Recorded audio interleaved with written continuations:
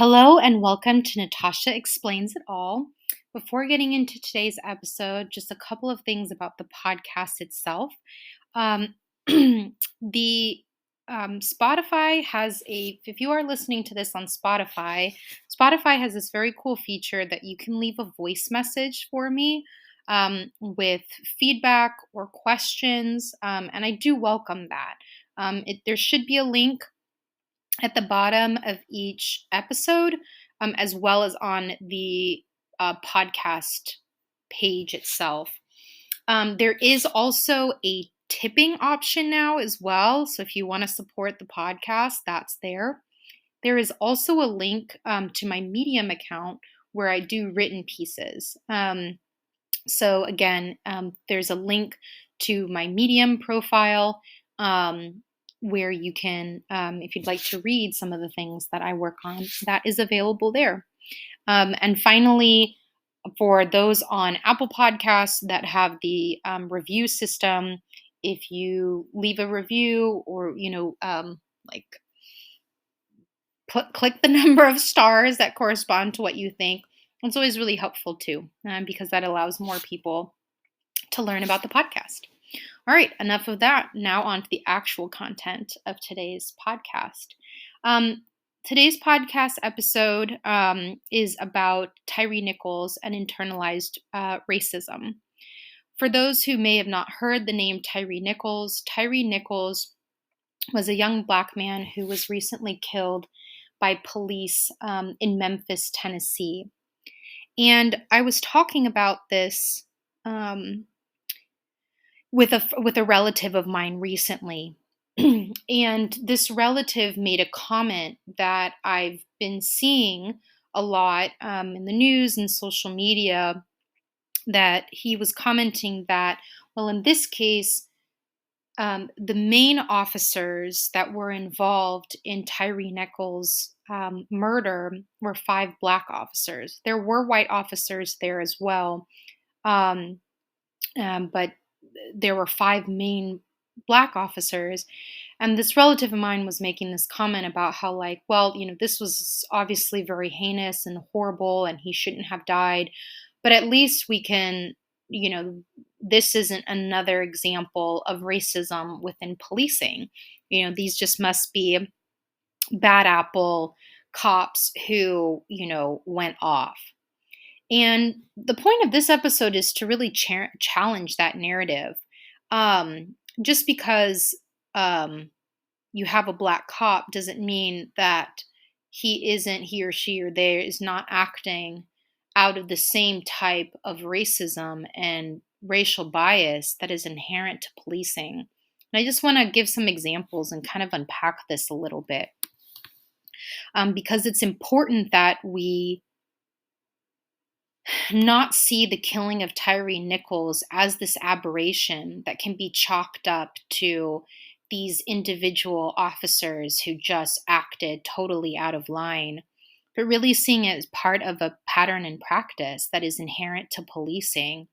It's such a common narrative every time the police kill somebody, particularly when they kill a Black person, that it's an individual issue, that it's this particular officer, that it was this particular circumstance. But, one of the themes that I've talked about in many of my podcast episodes and will continue to talk about is that it's inherent to policing, because policing in the United States is meant to be a tool of social control, particularly around racial control. And within this episode of Tyre Nichols, I want to look at a couple of things that can help us just dig a little bit deeper beyond this narrative that, well, just because you had Black officers killing a Black person, that must mean there was no racism involved. One thing to consider is the actual punishment and reaction to the Black officers versus the white officers versus any other police killings. And what I mean by that is that it is so, so, so rare for police to ever be held accountable on any level when they abuse the badge, and in the most extreme cases kill people, but anything short of that as well. They sexually assault someone, they plant drugs on someone, they beat someone, they disable someone, which are all things that happen very commonly. Um, and in this case, we had expeditious, I mean, very quick response to for the five black officers were fired and charged with very serious criminal offenses, including second degree murder. And having those type of charges brought against any police officer, much less within weeks of a killing, is so rare. And the names of those black officers and their photos were published on, in the news and in various outlets within weeks of Tyre's killing. And yet, in comparison, there's at least one white officer that was also involved in killing Tyre Nichols, and his name and his photo were kept secret for much, much longer. And as of the time that I'm recording this episode, he has not been charged. He has been fired following public outrage, but there haven't been any other consequences. And so that in of itself is something to chew on of why is the race of the officer relevant to how quickly and how intensely the accountability measures are. And my thesis here is that it's just another symptom of how racism is a purpose behind policing in the United States. And even for those officers who are themselves black, they are perpetuating the same narrative. And then when the black officers get caught, they are likely, as we're seeing in this example, to be punished more severely and more swiftly than their white counterparts for the exact same reason. And this, the concept of internalized racism just means that whoever is the target of the racism may harbor some of those same beliefs. They may have some of the same prejudices as about themselves and about their own group, that the oppressor, the person who to whom the racism advantages, believes in.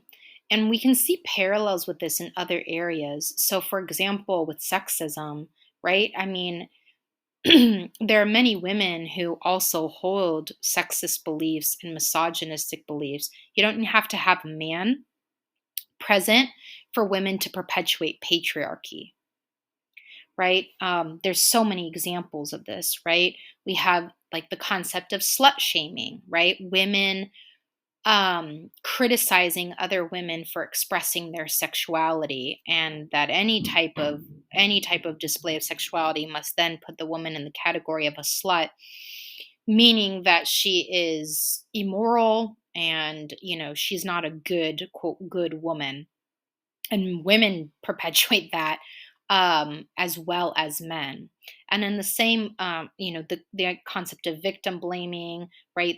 Of blaming women for why they are assaulted or raped, or otherwise mistreated. There are women who perpetuate those narratives, as well as men, right?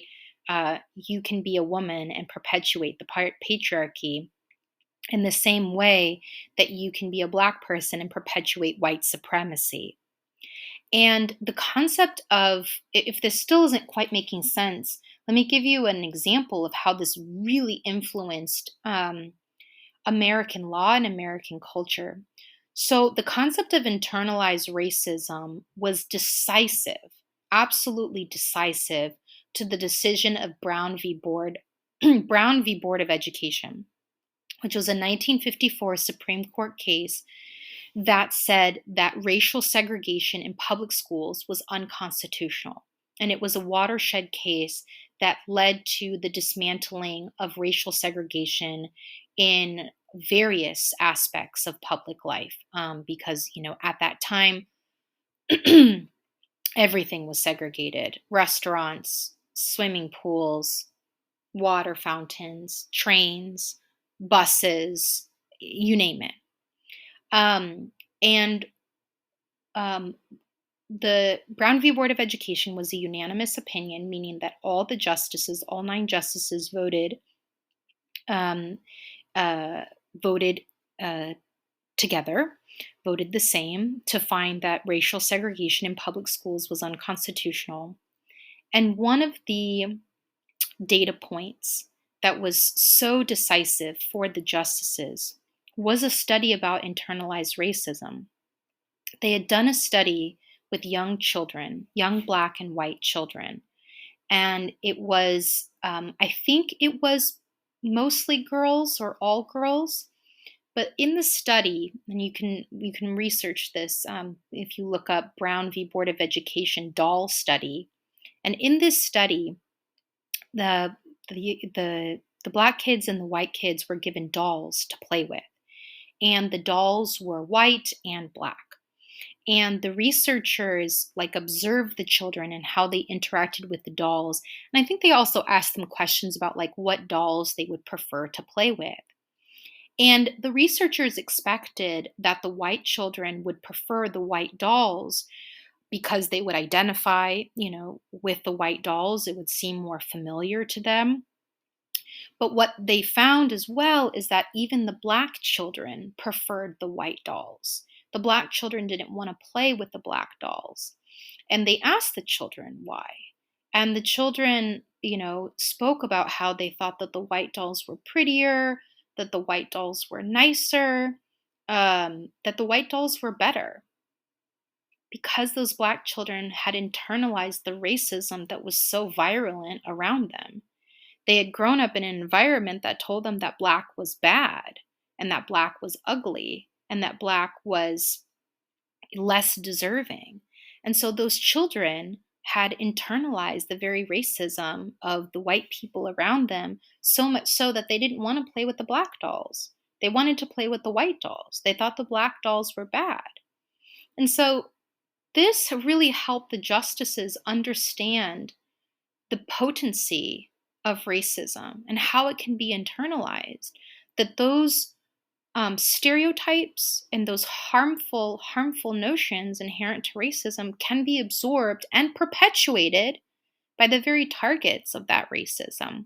And that led the Supreme Court to decide that racial segregation in public schools was a no-go, because they realized that as long as they kept students segregated, that was going to perpetuate this message that was going to be absorbed not just by white students, but also by Black students, that they were not deserving, that they were not as smart, that they were not as good, that they were not as nice, that they were not as beautiful. All the things, all the attributes that have been ascribed to white people at the cost of Black people were being internalized by Black children and Black students. And so if we fast forward to the present circumstance in this killing of Tyre Nichols, it's that same mentality. The entire structure of policing is designed to perpetuate this notion that those who are not of the ruling class, those who are white and generally moneyed, are deserving, and those who aren't are not deserving.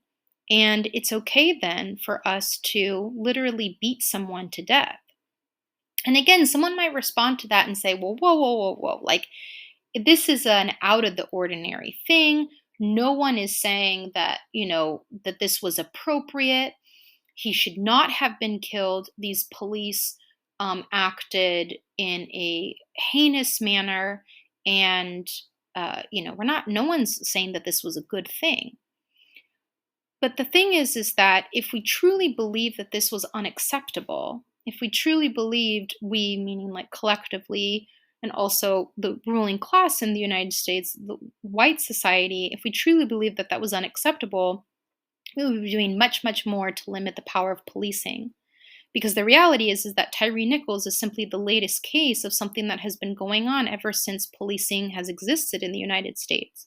And again, I mentioned this in an earlier episode. I think this is episode 3 around prison gerrymandering and felony disenfranchisement. That the modern policing system in the United States was created after the abolition of slavery. And it was created out of slave catchers. It was created out of um, bands of white people who would go after people who had run away or attempted to escape from slavery and would go and find them and bring them back to their masters. And that policing is what created the modern policing system. Those origins are very much tied into how things still operate today. And if that seems a lot to swallow, we'll unpack it over several episodes. But also think about the fact, if it wasn't that case, why would this still be happening? You know, in 2021 as well as in 2022, police killed over 1,000 people in each year. Okay? In each year, in 2021 and 2022, there were over 1,000 killings by police, by shootings. There are only 365 days in the year. So doing the math of how frequently the police kill people, and the disproportionate number of those that are Black people. It's so hard for police to be held accountable for any type of abuse, for many reasons that could be its own series, but just to touch on a couple. One, you have the concept of qualified immunity, which is a legal concept that has been interpreted so broadly that basically it's near impossible to hold a police officer accountable for breaking the law. So even if like it is fact that that officer broke the law, it is really hard to sue that officer and get any type of accountability because of qualified immunity. They are basically immune from prosecution. There are also police unions are very strong and have built-in incentives to keep officers from reporting each other. And there's many instances of where you have had police officers who've been whistleblowers, who have tried to speak out, and they're the ones that end up getting fired. They're the ones that end up getting targeted. It doesn't promote people, it doesn't promote transparency. And then there are also laws, like in the state of New York, for example. I don't know if New York has updated its law, but New York at least had a law that made it very difficult for you to be able to access disciplinary records of police officers. So even if this police officer had, had cases of excessive force, had abused people in custody, had, done other things, you couldn't access that information. And so that puts the public in danger, that someone like that should not have a badge and a gun if they've abused that power.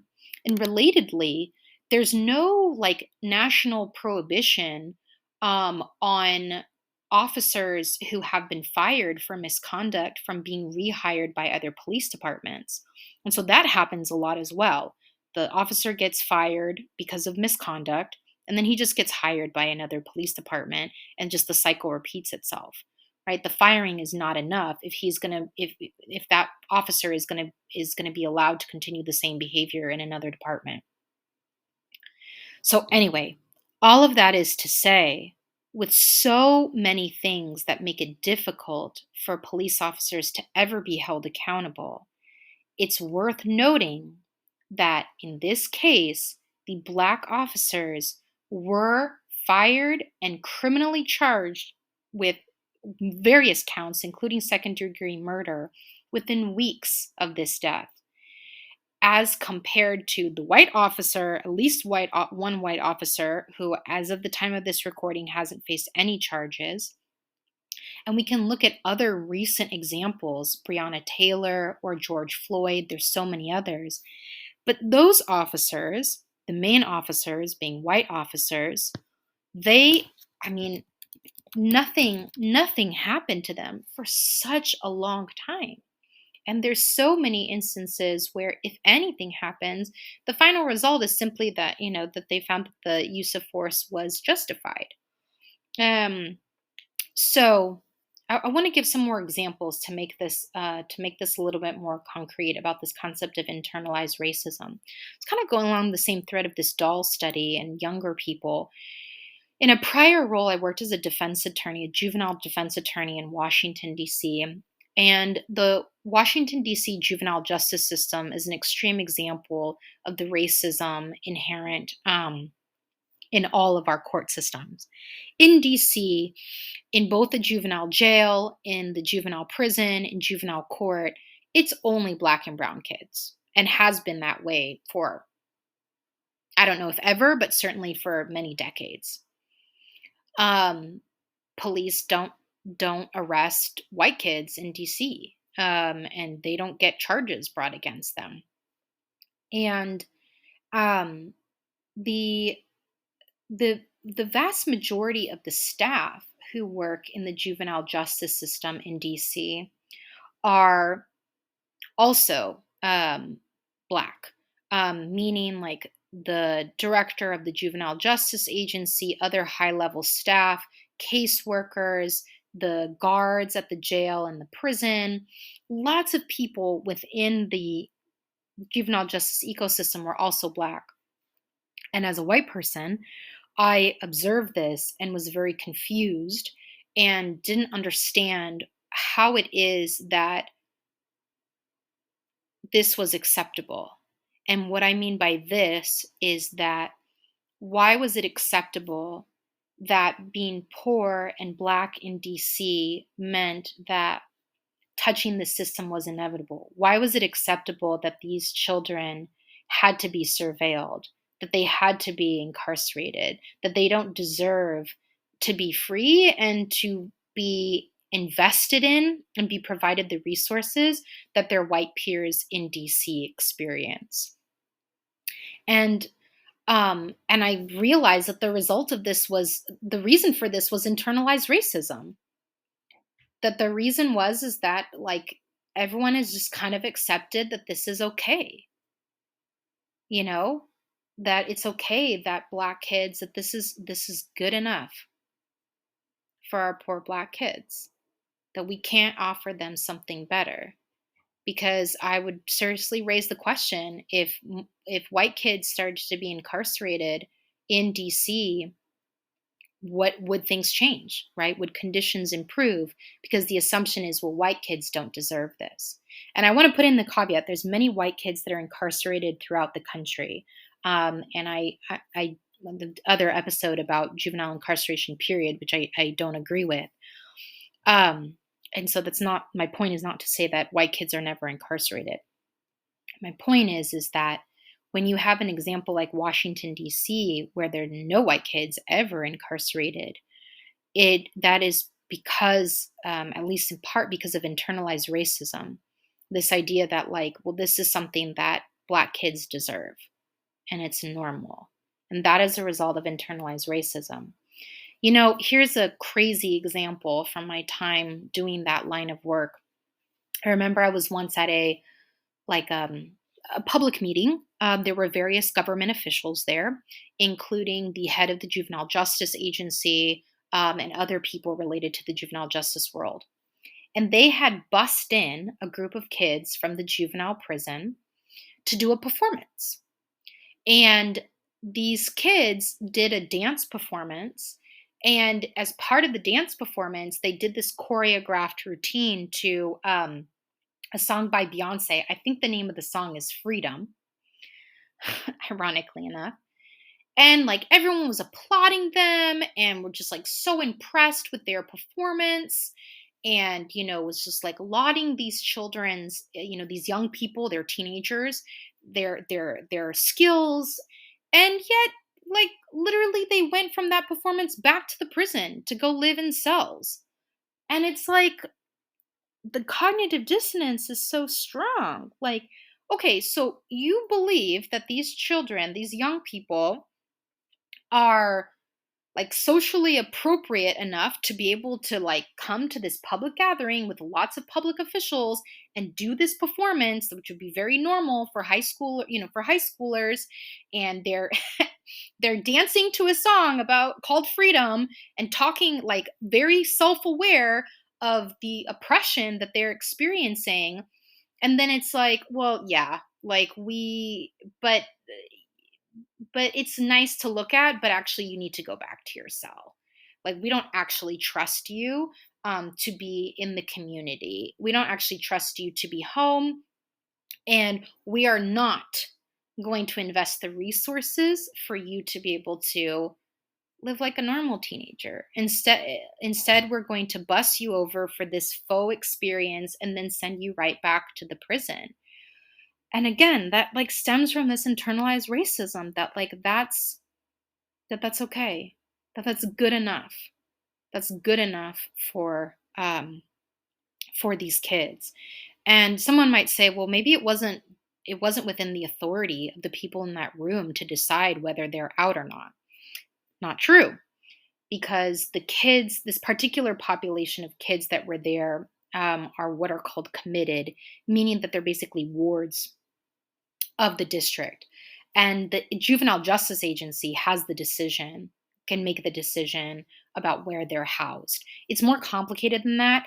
But for the sake of brevity, like they could definitely decide to have those kids be in the community rather than be incarcerated. And, people there would certainly dispute about whether this counts as a prison. But it absolutely is. It is a locked facility. The kids sleep in cells. They have to wear uniforms. Their families are only allowed to visit during certain times, and like physical interaction is limited. Like, if you were to go, you would understand. It is a prison. It's not actually even in DC, it's in Maryland. You have to drive out to it. Anyway, I'm starting to go off. I want to wrap up here. There's still so much to say, but Tyre Nichols' murder by police in Memphis, Tennessee, is an example of the consequence of internalized racism. It is a consequence of policing in America. And we can look to other examples of internalized racism, like those looked at by the Supreme Court in Brown v. Board of Education, to really understand how damaging white supremacy is, that it is so powerful that it can be perpetuated even in the absence of an actual white person being the like actual perpetrator, the person doing it. In the same way that you don't actually need a man to be the one doing the action, to being the perpetrator, for patriarchy to be perpetuated by those who are not men. And so I hope that if you are having conversations with people about Tyre Nichols, I hope that you will think about just have a little bit more nuance to the conversation, that just because there were Black officers, that doesn't mean that there wasn't racism involved.